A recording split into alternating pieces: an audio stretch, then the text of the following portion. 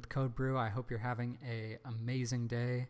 In this video, we are going to go over how to create a responsive navbar that starts off with mobile first, and once we get past the media query breakpoint of 920 pixels, our nav icons are going to display in a flex row. And using JavaScript, when we are in the smaller viewport, we have the hamburger menu, and when you click, the nav icons will display. So before we start, I'd like to thank you so much for your support. It means a lot. And please comment what you guys would like to see in the future. Okay, starting off, I have a folder here in Visual Studio Code named Responsive Nav, and inside that folder I have a index.html file, and we have a CSS folder with a style.css file along with a JavaScript folder and a JavaScript file. So starting off with the index.html, we have it linked. So href:/css/style.css, and within the body container we have our JavaScript file linked up. So .js/app.js.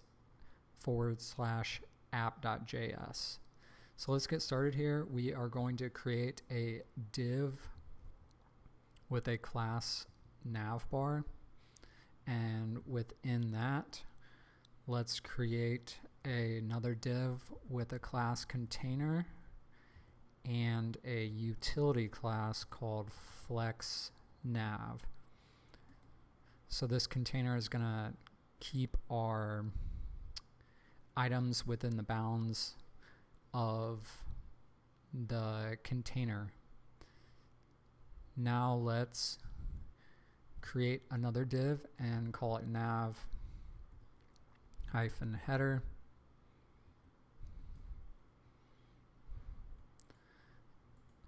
Also, I have a Visual Studio Code extension called Live Server. You can download that extension and right click on the index.html and open with Live Server. Now that that's out of the way, we are going to create our logo. So we're going to say code span brew. We're going to style the second word in a little bit in CSS.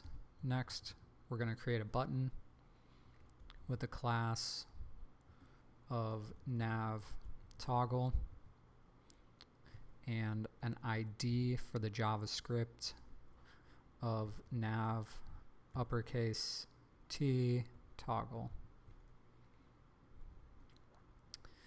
Okay, within the button we are going to have a font awesome icon.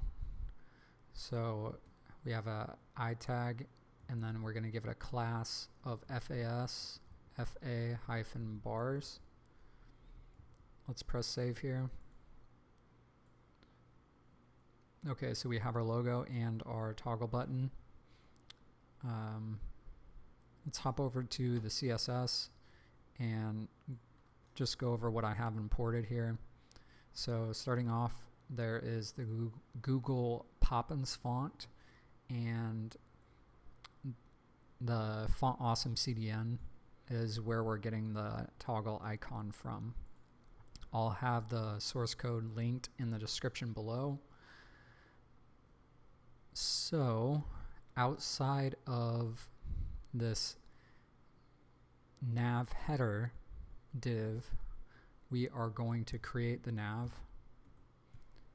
We're going to give it a class of nav links, and then we're going to give it an ID of nav links. Now within the nav, we're going to have an unordered list, and then a list item with a class of nav link. Now within the list item, we're going to have an A tag. It's not going to be going anywhere, so we're just going to put a hashtag for now. Let's have this first one be home. So on Mac, you can press Shift Option down arrow key to copy the line. Now let's name these products, about, lastly, contact. And on the desktop view, we're going to have a little bit of a styling to this contact. So we're going to wrap it within a span. Press save. And now we have our nav links.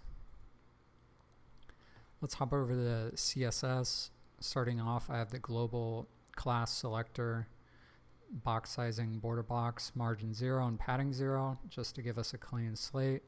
And within the body tag, a font family of Poppins with the default of serif. And then we have the color as a light gray. Okay. So now what we can do is, we're talking about the container, and currently, since we don't have any margin or padding, no matter the width of our window, our nav links and our icon is going to be positioned at the start of the page. However, we can add a max width of 1100 pixels, margin 0 auto to center it within inside the div, and add a padding top and bottom of 20 pixels and left and right of 40 pixels. So once we have the window larger than 1100 pixels, you can notice that our logo and our nav icons are staying within the bounds of our container.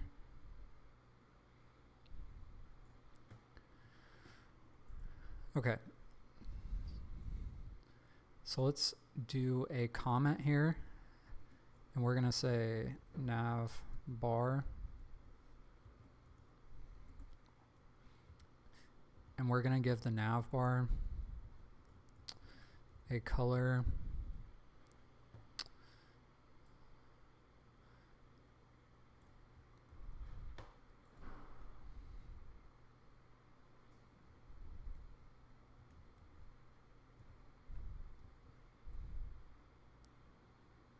background. We'll give it a background. Okay, save it. There we go. Now we can start styling the A tag, because we're going to have it be a white color so we can see it. A color, white, and then text decoration, none. We'll save that. Now we have the class nav link, and we're going to call that in our CSS nav link. We're going to say list style none. We're going to give it a margin of 20 pixels top and bottom and 0 left and right.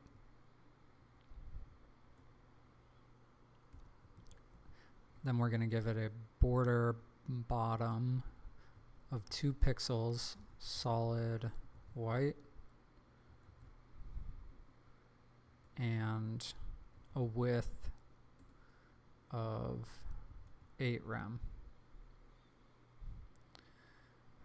Okay.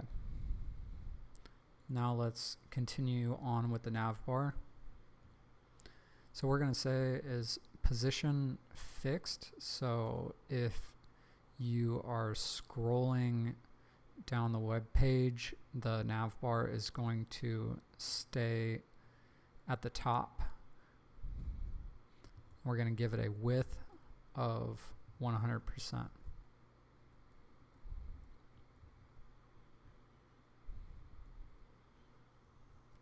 Now let's call the flex nav, and we're going to give it a display of flex. So we have our flex nav here, and when you call the display flex, that's going to affect its direct children. So that's going to be the nav header and the nav links.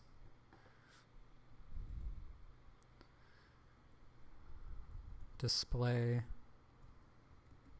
flex.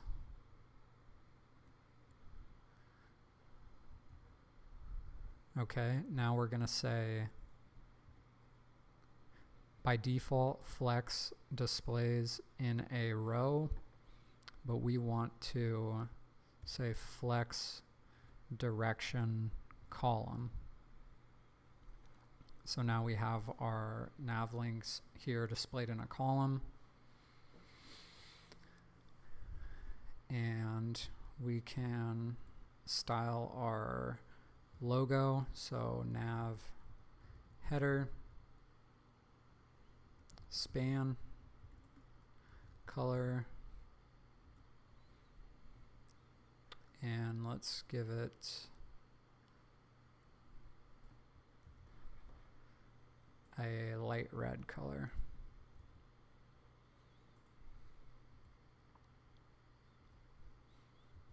Now we are going to call the nav header, and we'll just reference the index.html here. So we have the nav header, and its children is the logo and the toggle button. So what we want to do is have the toggle be displayed at the right hand corner. So we're going to say display flex. So now we have the default flex direction of row, but we want it to be on the right side. So we're going to say justify content. We're going to say space between. And now we're going to align the items and center it.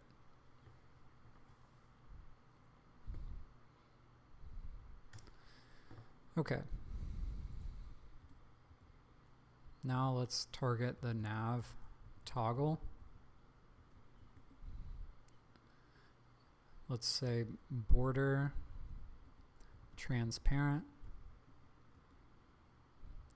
background transparent, color white, and then we'll give it a font size of 1.5 rem. Okay. So now let's say nav hyphen links, and we're going to give it a height of 0 and an overflow hidden. And what this is going to do is going to make our nav links disappear. And you'll see what we're going to do here in a second.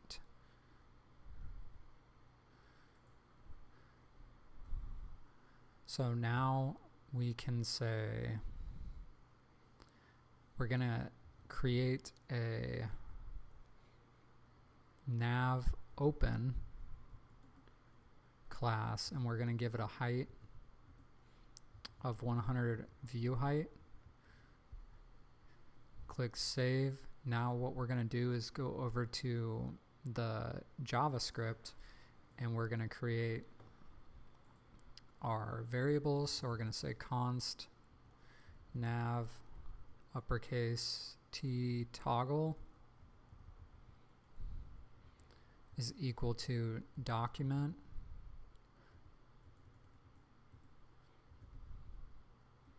dot query selector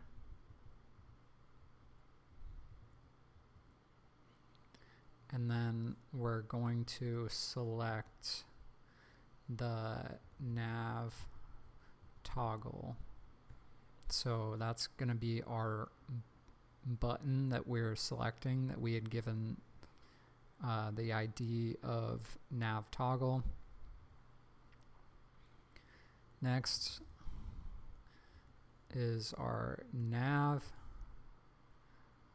We're going to say document dot query selector, and we're going to target our nav links. So now that we have our variables, we're going to create a arrow function to toggle between our CSS classes. Add event listener, and on click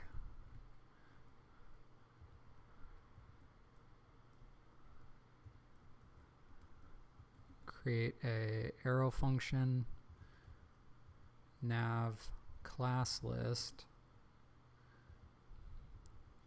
toggle our nav open, and we'll save that. So when we click the hamburger icon, it is going to display 100% of the view height. All right. So now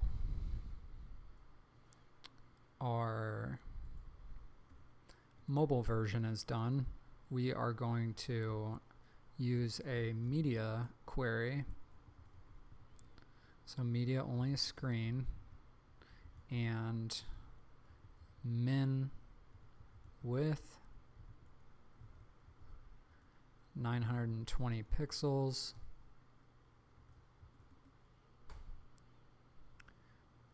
We are going to say nav toggle display none. So once we are larger than 920 pixels, our hamburger icon is going to disappear. Next, we're going to say nav header display block,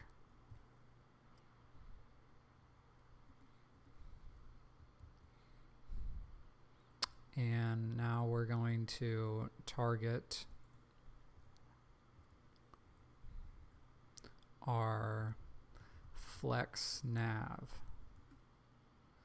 So previously we had our flex nav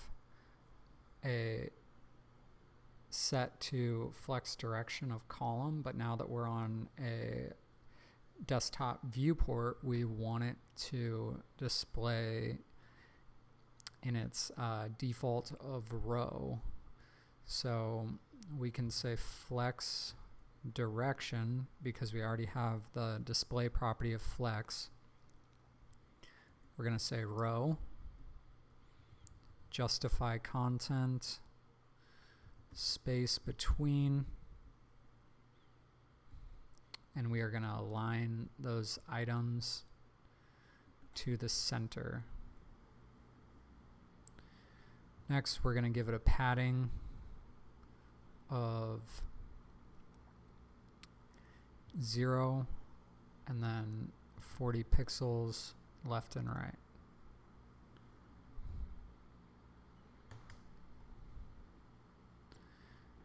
Okay.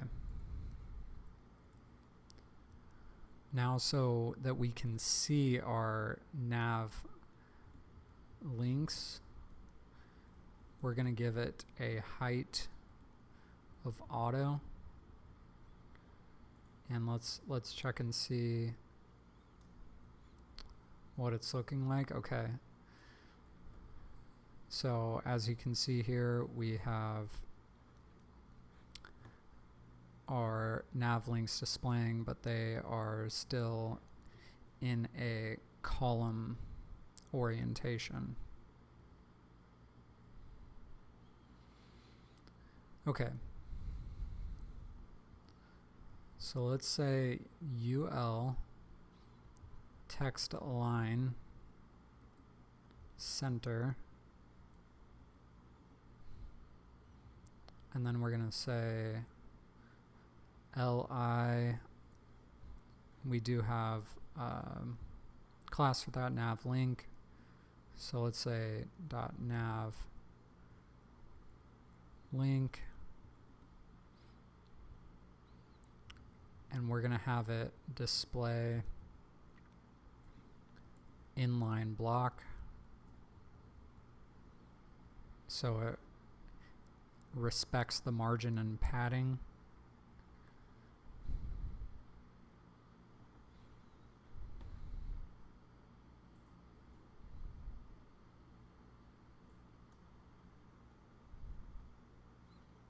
All right, looking pretty good.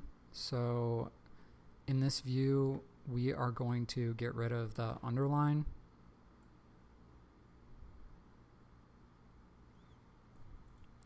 Let's shrink this down.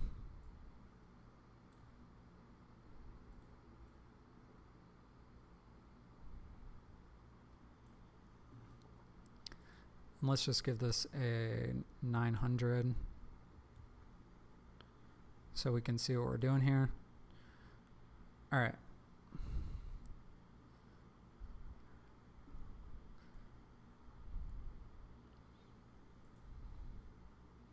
Nav link. Now let's say border bottom none. Okay. And lastly, let's style the contact. So we have the nav links span. Now we're going to say background. And we're going to give it a light gray color.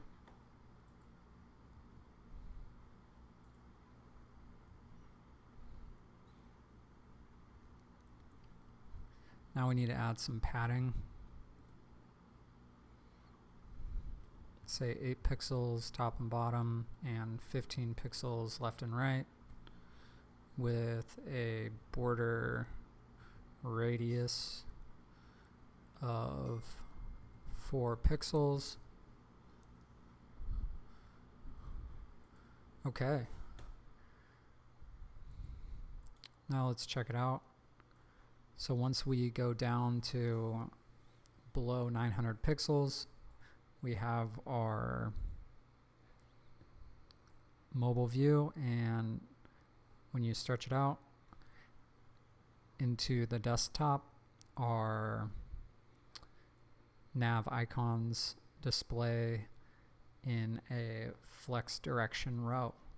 Hopefully this helped. Please comment and let me know what you guys want to see in the future. Thank you so much.